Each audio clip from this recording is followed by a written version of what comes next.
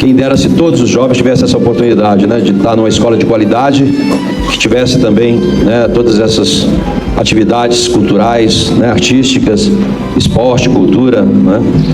Esse é o sonho da gente, né, que a gente possa um dia chegar lá. É um privilégio poder ajudar um projeto tão maravilhoso como esse. A gente sabe o que representa a arte, né, a música para as crianças, para os jovens. Mas foi um prazer ajudá-los. Eu já conheço a instituição já há algum tempo. Estive aqui da última vez. Fiz até uma promessa quando eu fosse governador. Eles fariam aí uma grande apresentação na posse, né?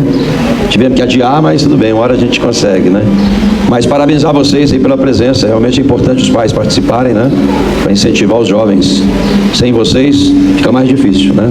Então parabéns. A minha amiga Kátia deve ter alguns aninhos que a gente já conhece, né? Maravilhoso o projeto. Conte comigo sempre, pra gente poder ajudar. Maior prazer, viu?